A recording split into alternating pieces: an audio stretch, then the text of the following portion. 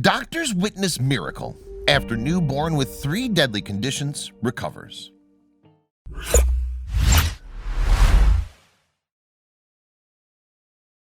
But before we start, please give the video a like and make sure to subscribe to Wonderbot and hit the bell so you'll never miss any uploads from us. In the days after giving birth, most mothers envision themselves at home bonding and getting to know the bundle of joy that they've been carrying in their womb for the past 9 months. However, when one Ohio mom was in her final trimester, she knew the first few months of her baby's life would be spent in the hospital after she was diagnosed with a condition that should have killed her and the baby. And in the days and months that followed the risky birth, doctors realized that the road home would be more difficult than they ever imagined.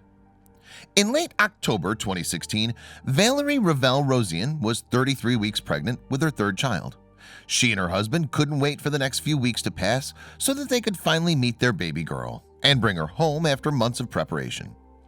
However, 7 weeks before her due date, Valerie was rushed to the hospital and into emergency surgery after she went into cardiac arrest after suffering an amniotic fluid embolism, a life-threatening pregnancy complication that occurs when amniotic fluid enters the mother's bloodstream.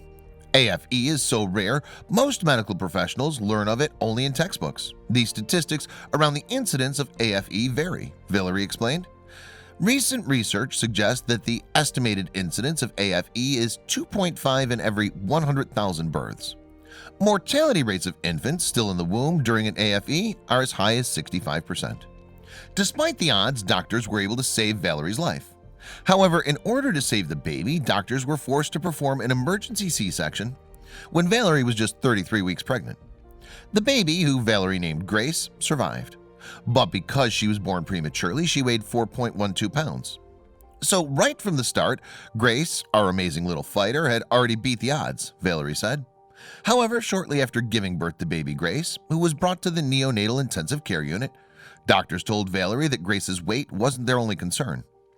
According to Valerie's doctors, Grace was born with Down syndrome and had complications with her heart, liver, and kidneys because she was born prematurely. As if that wasn't a lot for the new mom to process, doctors explained that those complications were the least of their worries. Doctors discovered that Grace had transient myeloproliferative disorder, TMD, which is a form of leukemia. When Grace was born, doctors let us know that she has Down syndrome, and she also has a form of leukemia that's typical in children with Down syndrome, Valerie explained. We were shocked. I don't think I've ever had such a hard punch in the gut, Valerie said. Doctors told the worried parents that the prognosis was good if they started treatment right away, which is what they decided to do to give Grace the best chance of survival. She was a little over 4 pounds and getting chemotherapy at 2 days old. I did a lot of crying and a lot of praying, Valerie said. Over the next 8 weeks, Grace's tiny body was pumped with chemotherapy. Grace spent her first 2 months of life in the NICU. We spent our first Halloween, Thanksgiving, and Christmas in the hospital, Valerie said. But it was all worth it when doctors declared Grace cancer-free when she was 2 months old. However, before Grace was released from the hospital, her doctors warned Valerie that the cancer had about a 20 to 30% chance of returning when she was older. Despite the warning, Valerie couldn't help but feel relief and excitement at the fact that she was finally going to be able to bring her baby girl to her home in Strongsville, Ohio, for the first time since she was born. She was released on December 27, 2016. We were overjoyed to finally have our baby girl home, Valerie said. However, the period of bliss didn't last long. It was short-lived. Within a few months, she'd gotten sick again, and she was hospitalized in February 2017 for about 7 weeks, Valerie said. In August 2017, doctors broke news to Valerie that she'd been dreading. As the doctors had warned, Grace's cancer returned in the form of acute myeloid leukemia, a more serious cancer of the blood and bone marrow. I was so heartbroken. When they told me initially that there was a chance of it coming back, I didn't really give it much thought. When they told me, I thought, oh my God, what's going to happen? But we wanted to fight for her, Valerie said. Although AML is a curable form of leukemia for kids with Down syndrome, their bodies are extremely sensitive to chemotherapy, explained Dr. Seth Rotz, the pediatric oncologist at Cleveland Clinical Children's Hospital. Grace was at such a risk for severe infections that she had to stay hospitalized throughout her treatment. As if the diagnosis wasn't bad enough, Grace's team found that the cancer was also in her spinal fluid, which was extremely rare and made her case even more complicated as a result. Valerie was given two options for Grace's treatment. The first option was a more aggressive treatment that involved lumbar punctures and chemotherapy injections straight into her spinal fluid. Doctors explained that this aggressive treatment would hopefully clear all the cancer in Grace's body for good.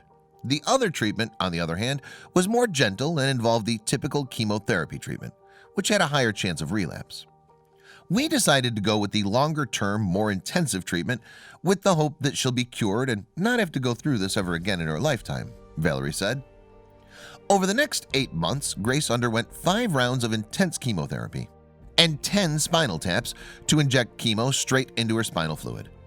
Normally, a child being treated for AML undergoes just 2 spinal tap procedures. She got really sick. She started to lose her hair and got sores. She'd have really bad vomiting and diarrhea.